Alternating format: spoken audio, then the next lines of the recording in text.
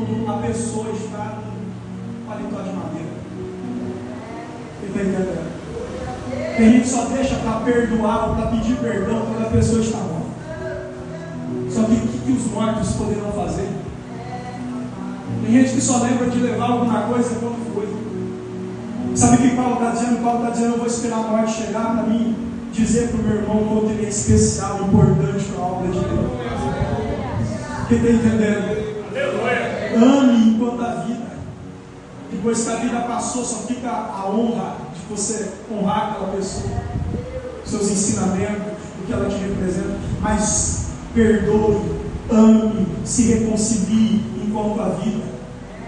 A vida é curta demais. Eu estive pensando nisso, porque nesses dias, pelo menos uns 2 fúnebres eu fiz. Nesses 2 fúnebres que eu fiz, um eu fiz na sexta-feira, no sábado,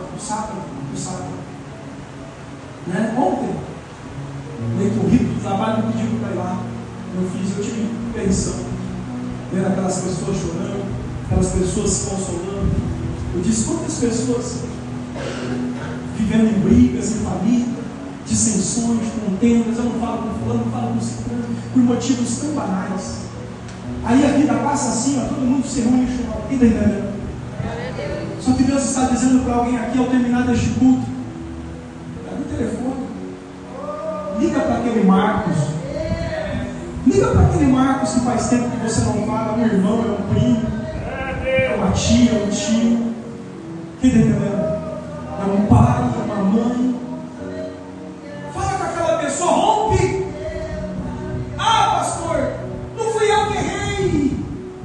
Irmão, não importa quem errou. Não. Você sabia que o orgulho sempre vai dizer quem errou foi ele. Você sabia que o orgulho sempre vai dizer ele que tem que pedir perdão. O orgulho sempre vai fazer isso, mas a humildade dentro do teu coração vai dizer: eu vou romper primeiro. Porque alguém precisa romper. Alguém precisa quebrar esse paradigma que o inimigo colocou, esse obstáculo. E Marcos vai dizer: traz para mim Marcos. Paulo vai dizer: perdão, traz para mim Marcos. Porque ele é útil para o ministério, porque ele é importante para a obra. Paulo foi inteligente, ele disse assim: eu preciso agora consertar isso, porque a minha vida já está terminando. E eu creio no ministro de Deus que tem muita vida para você. Tua vida só está começando e você vai viver muito, mas não espere mais. Não espere mais. Rompe hoje, porque Deus está falando com a sua igreja nesse lugar. Quem crê que Deus está falando, diga glória a Deus. Você pode fazer um ato profético? Põe a mão na pessoa que está do teu lado assim, ó, e diga para ela: você é útil para o ministério. Diga para essa pessoa: você é útil para a obra de Deus. Quando eu olho para essa carta, irmãos, eu vou terminar. Quando eu olho para essa carta, eu vejo que essa carta ela não pode terminar triste, não. O capítulo 4, versículo 7 diz: combati o bom combate, acabei a carreira, guardei a fé, desde agora a coroa da justiça me está guardada, a qual o Senhor, justo juiz, me dará naquele dia, não somente a mim, mas também a todos os que amarem a sua vida. Irmão, a história de Paulo diz que Paulo ele vai morrer decapitado por ordem de Nero. E Paulo ele vai glorificar a Deus com a sua morte como mártir. Só que o ministério de Paulo não acaba triste, não, irmão. A história de Paulo não acaba triste. Porque eu quero fazer uma simbologia aqui, quero trazer uma referência. Quando eu olho para Estevão me deixa muito claro isso na vida do cristão. A Bíblia diz que Estevão, pessoas disputaram com Estevão sobre a palavra. E a Bíblia nos diz que Estevão foi levado diante de Sinédrio, foi levado diante dos sacerdotes. E a Bíblia diz que enquanto ele falava da palavra em sua defesa, tinha uma palavra de defesa, mas ao invés de se defender, ele pregou para aquelas pessoas, trazendo a palavra desde Moisés, desde Davi, Salomão, e falando sobre Jesus. E a Bíblia diz que não podemos resistir Estevão. A Bíblia fala que olharam para Estevão e viram no seu rosto como o rosto de um anjo, rangeram os dentes contra Estevão e levaram Estevão para fora em uma arena. E a Bíblia diz que começaram a apedrejar Estevão. A Bíblia fala que enquanto apedrejavam Estevão, Estevão caiu de joelhos. Estevão caiu de quê, irmão? Ele cai de joelhos. E quando ele cai de joelhos ali, Estevão sendo apedrejado, a Bíblia fala que ao invés de se defender, Ao invés de se proteger das pedras, Estevão olhou para o alto. Ele olhou para onde? Para o alto. E quando ele olhou para o alto, ele diz assim: eis que vejo os céus abertos. Aleluia. E o Filho do Homem à destra direita do Pai. E a Bíblia nos diz que assim ele começou a dizer: eis que vejo os céus abertos. E as pessoas tamparam os seus ouvidos, não queriam ouvir Estevão. E a Bíblia diz que ali arremeteram contra Estevão. Mas enquanto Estevão estava entregando sua vida, enquanto Estevão estava morrendo ali, a sua carne padecendo ali, Estevão dizia: eu vejo os céus abertos. O Filho do Homem não está sentado, ele está de pé. Sabe por que Jesus estava de pé? Porque Jesus estava recebendo Estevão na glória. E como se recebe um herói? E como se recebe um homem de Deus? Como se recebe alguém importante? Não é sentado, é de pé. Jesus está de pé. Anjos estão celebrando. Há uma festa no céu porque o mártir, porque o herói da fé está recebendo, sendo recebido na glória. Irmão, Estevão poderia dormir aqui sendo apedrejado, mas ele acordou lá sendo celebrado. Ele dormiu aqui sendo apedrejado, mas ele acordou lá sendo celebrado. Olha o contraste.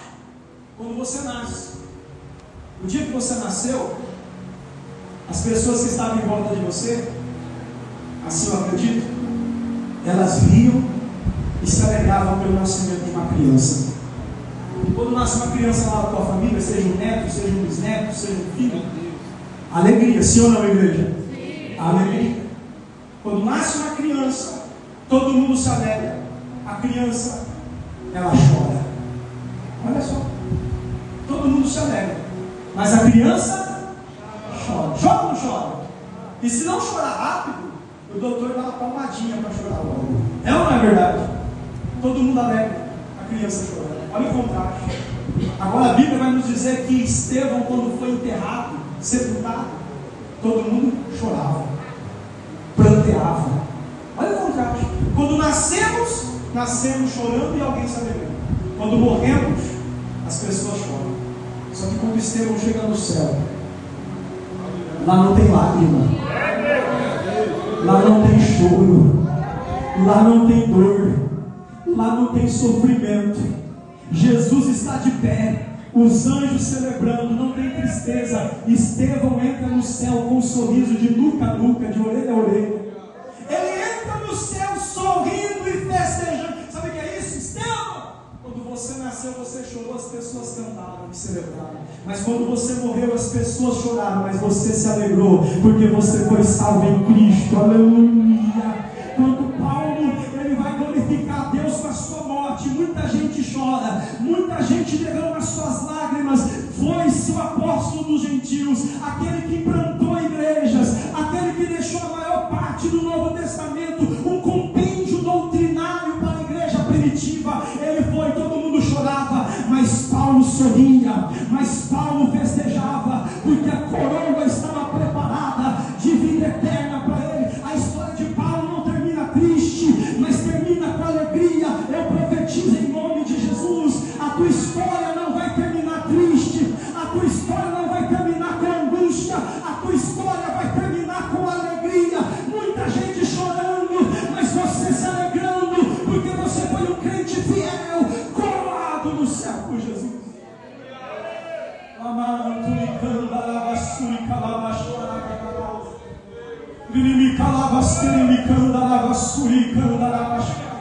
Eu deixo você adorar por um minuto. Levanta a sua mão para adorar a Deus. Quando o cristão é chamado à festa no céu, quando um servo e uma serva de Deus é chamado a festas no céu. Aleluia! Sabe o que é essa carta de Paulo? Essa carta de Paulo é a passagem do bastão, é a transição do bastão. Paulo para Timóteo, Paulo para Marcos, continue, prossiga. Eu creio que de Timóteo, Marcos para outros, de outros para os pais da reforma protestante, dos pais da reforma protestante para os pais de um grande avivamento. Só que agora é a nossa vez. Agora o bastão está na nossa mão, está na minha, está na sua mão. É a nossa vez de fazermos a diferença. É a nossa vez de curar. É a nossa vez de estancar a ferida de alguém. É a nossa vez de dar um show de fé, de permanecer fiel. É a nossa vez. Então não pare. A palavra de Deus para a sua vida é essa: não pare, faça a diferença. Você que é jovem, me escuta, me ouve. A Bíblia diz aos jovens, obra de Deus, aos casados, sua família. Nós que somos casados, muitas das vezes temos as dificuldades de se empenhar, né? Porque a gente tem que cuidar da nossa casa é um ministério também. Mas você que é jovem, você tem tempo. Ore mais, leia mais a Bíblia, se dedique ao ministério. Eu poderia perguntar aos jovens: quantos jovens que estão aqui que lavam as suas próprias roupas? Não vou perguntar não, só vou colocar aqui para você. Quantos jovens que estão aqui que fazem a sua própria comida para você almoçar e jantar? Talvez tenha alguém que faça, mas quantos fazem? Quantos jovens que estão aqui que você tem que cuidar dos seus gastos? É você tirar do seu próprio bolso. Tem um pai e uma mãe que faz isso por você, tem um avô, tem uma avó que faz isso por você. Não passe tanto tempo no celular, não passe tanto tempo na tela de uma televisão, com um controle na mão, com um controle de Nintendo, ou de, sei lá, o nome dos videogames da vida de hoje, um PlayStation, um Xbox. Não passe tanto tempo assim, não que seja errado. Você ter o celular, você jogar um joguinho, mas não que seja errado, não estou fazendo apologia a isso. Você tem alguém que coloca comida para você, faz a comida e coloca até o prato. E se brincar, até lava depois. Lava a sua roupa, seca, passa a sua roupa. Você não precisa fazer isso. Talvez deveria fazer um pouco disso, ajudar para que não ficasse pesado as mãos. Mas se você tem alguém que faz tudo isso para você, se empenhe mais na obra. Se empenhe mais em ganhar almas para o reino de Deus. A vida não é só isso aqui. A vida não é só o que nós vemos com os olhos. A vida é muito além. A vida passa tão rápido. Tão rápido. Parece que ontem, com 11 anos, eu entrei numa igreja e aceitei Jesus. E hoje, com 36 anos de idade, estou aqui servindo o reino de Deus. Tantas coisas passaram tão rápido. Tantas pessoas se foram tão rápido. A vida passa tão rápido. Então se empenhe mais naquilo que é sagrado, naquilo que é eterno, naquilo que se faz e não se perde. Ei, irmão, irmã, você que está na casa de Deus, que aceitou Jesus há 10, há 20, há 30 anos, não sei, e consegue servir a Deus. Existem pessoas que estão há anos tentando aceitar Jesus, não conseguem, tentando se batizar e não conseguem. E você tem o privilégio de estar dentro da arca, enquanto tem gente gritando lá de fora no dilúvio. Seja grato. Quando louvar, louve não apenas com os lábios, louve com a alma. Porque você foi salvo. Você está na casa de Deus. Você que aceitou Jesus, reconciliou com Cristo. Talvez alguém vai dizer: mas agora? Sim, agora. Essa é a tua oportunidade. Esse é o teu momento. Não importa quanto tempo passou, ainda há esperança. Você está na casa de Deus, valorize isso. O bastão está na tua mão agora. Faça a diferença. Filhos na fé, Timóteos que estão aqui, pessoas, pastores, que vão ser responsáveis por muitas almas que serão salvas nos próximos anos. Vidas vão descer as águas do batismo, pessoas serão batizadas no Espírito Santo. Deus vai levantar obreiros nessa obra, Deus vai levantar pastores, diáconos, diaconisas. Você faz parte dessa chamada.